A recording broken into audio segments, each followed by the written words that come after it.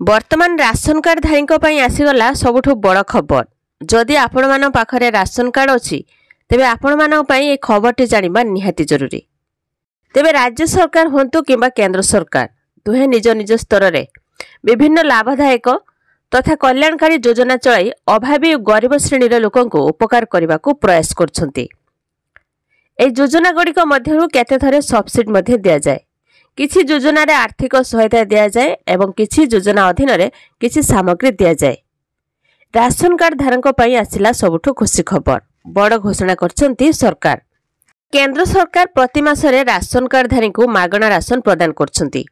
जदि आपण मध्ये एक राशन कार्ड धारक अटंती तेबे वर्तमान आपण को ई-केवाईसी करबा को पड़िबो।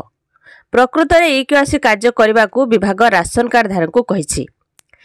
तेबे एहार शेष तारीख कौन रही आसतु जानिबा। वीडियो को लास्ट जाए देखंतु। वीडियो गोटे लाइक करंतु।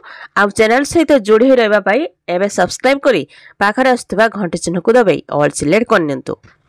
तेबे एपरि अनेक राशन कार्ड धारी अछंती जे माने विवाहिता किंतु सेमानक नाम रे राशन आसुछि। केते जनकर मृत्यु हो जाइछि किंतु तांका नाम रे राशन खाउछंती अन्य लोक। तेबे एभली परिस्थिति रे ए लोकक नाम को राशन कार्ड रो हटाइबा पई ई-केवाईसी कार्य करा जाउछि, जहाद्वारा केवल सही लोकंक पाखरे ई-केवाईसी रही पारिबो। ए नुआ नियम अनुसार राशन कार्ड रे पंजीकृत प्रत्येक सदस्य को ई-केवाईसी करबा को पड़िबो। एथि सहित ग्राहकों को मृत्यु सदस्य किंबा विवाहित इत्यादि सदस्यों नाम को राशन कार्ड रू हटाइबा को कहा जायछि। तेबे जेउ माने ई-केवाईसी करिवे से माने पूर्व परि राशन पाइबा आरंभ करिवे। यदि आपण मध्य एक राशन कार्ड धारक तेबे ई-केवाईसी करबा को आपण को केवल आपणकर राशन दुकान को जिबा को पड़िबो। तेबे सेही सदस्य जहार नाम राशन कार्ड अछि से माने एठा को जिबा उचित। ई-केवाईसी कार्य करबा को विभाग राशन कार्ड धारक को कहिछि जे डिसेंबर 30, 2024 सुधा राशन कार्ड धारक ई-केवाईसी करबा को विभाग एक लक्ष्य धार्य करिछि। तेणु आपण डिसेंबर 30, 2024 सुधा ई-केवाईसी मध्य करनेबा उचित। ए राशन कार्ड हिताधिकारी को तुरंत ए जरूरी काम करनेबा को पड़िबो। तुरंत ए जरूरी काम करानियंतु नचेत राशन कार्ड रू ना काटी दिया जिवो।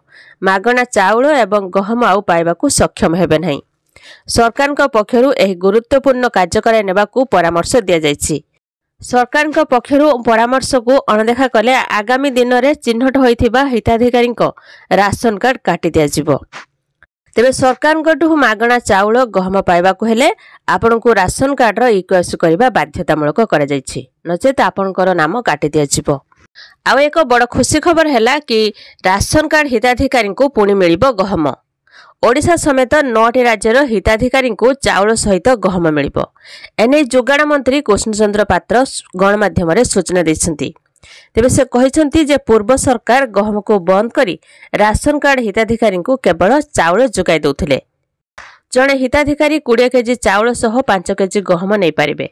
जदि जणे हिताधिकारी चाहिबे 15 केजी चाउल सह 10 केजी गहम मध्ये नै पारिबे। तेबे जेउ माने नुआ राशन कार्ड पई आवेदन करछंती सेमानकर ई-केवाईसी जांच चलिछि।